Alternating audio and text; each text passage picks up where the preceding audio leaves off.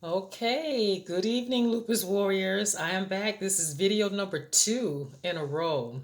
Anyway, if you're just now stopping by the channel, my name is Laura, and this is Laura's Lupus channel.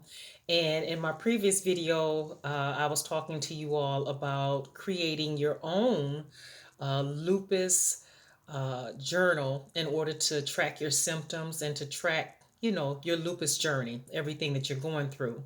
And so during that video, I showed you guys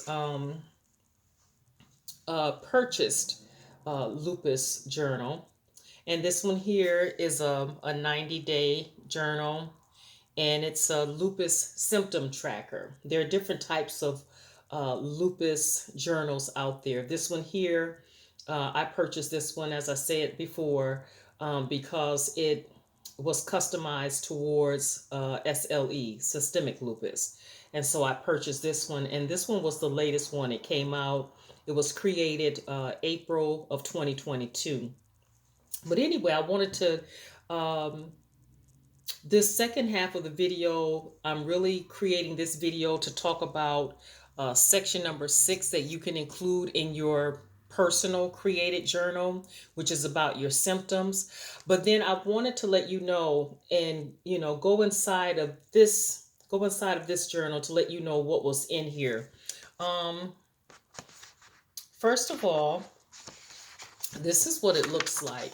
I don't know how well you guys are going to be able to see this, but it has like an area up here for the date, and it has a mood tracker. It has your today's notes, and this is really cool because it has here where you can track your water intake. It has a section for your energy level, where it says, if your energy is low, medium, or high, your activity level, is it low, medium, or high? Your sleep, was it poor, average, or good? And then it has a spot for the weather, and I'll show you that.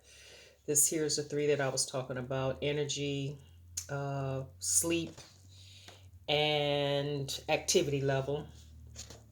And then this box here is for the weather. And then down here, it has a spot for your food intake. Let's see. I'm new at this, you guys, so I'm trying to put it up here so you guys can see it.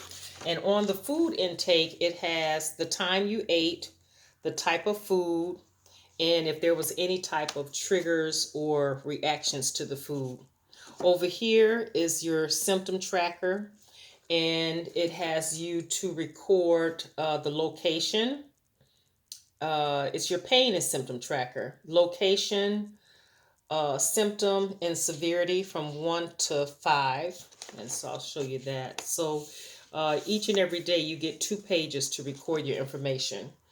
Also, it has a place where you record your medication and supplements that you're taking for that day, the name, dosage, time, and side effects or any comments that you may have.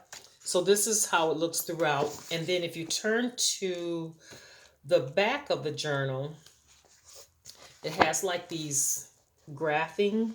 I don't know if you can see it really good, but these little dots, and you can kind of graph your progress, or you know just graph your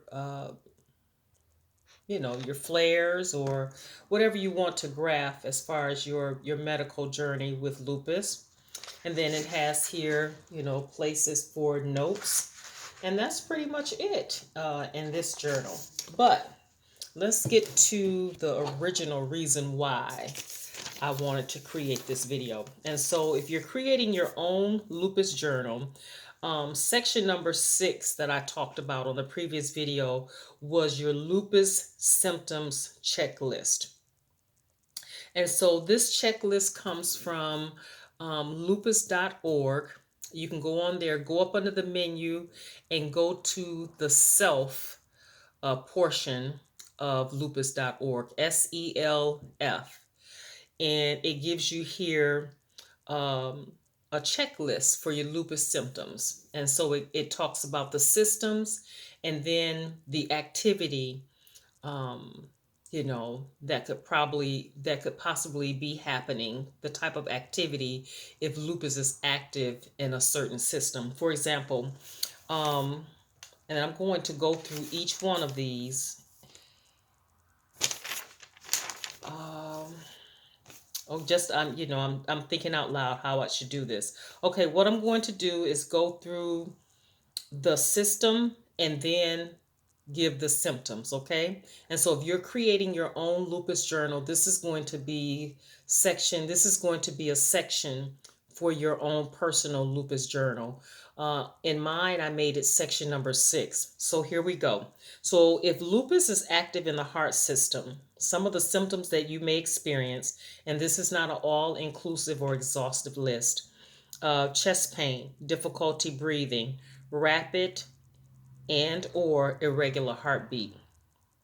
The next system is your lungs.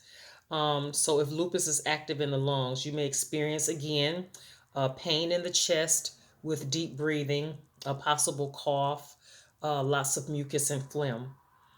The next system, if lupus is attacking or active in the eyes, I don't like to use that word attack, so I'll just say if lupus is active in the eyes, you're going to experience dry eyes, eye redness, and some loss of vision.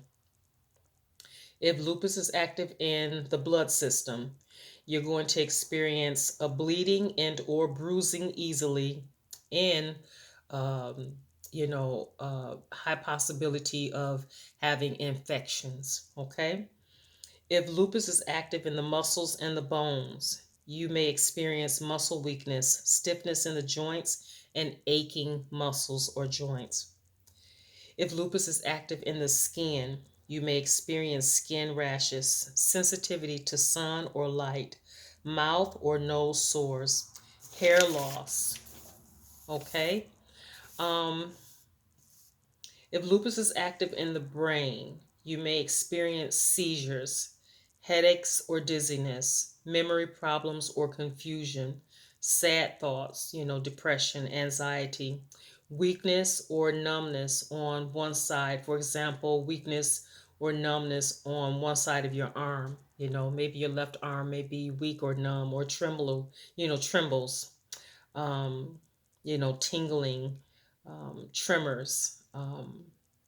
So, if lupus is active in the kidneys, you may experience swelling of your legs, ankles, or feet. You may experience a frothy or bloody urine.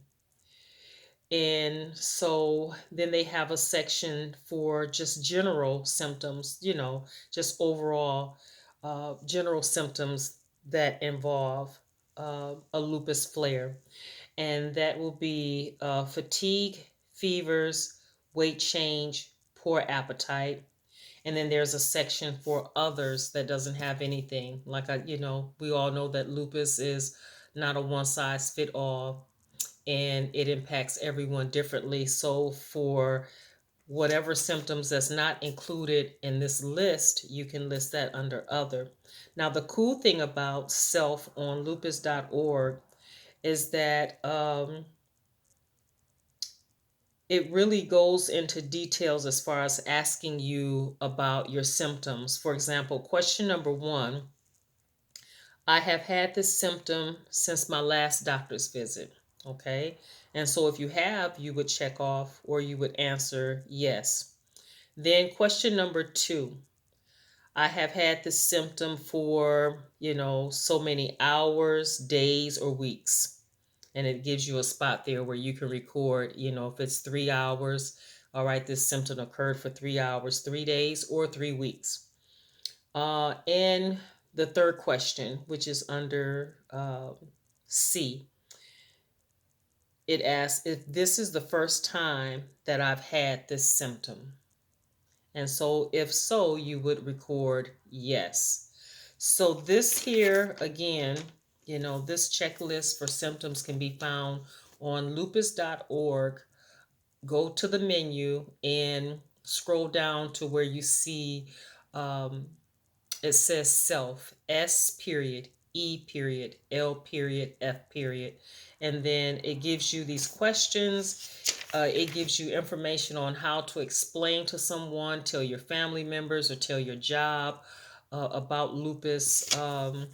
Yeah, just a whole host of information is there on lupus.org. Okay, so that's going to conclude this video. I made it really quick. I just wanted to talk about lupus symptoms. And if you want to create your own journal, you can go to lupus.org and include this checklist, symptoms checklist, in your own personalized, tailor-made journal for yourself. Okay, so anyway, as I always say at the end of every video, there is life after lupus.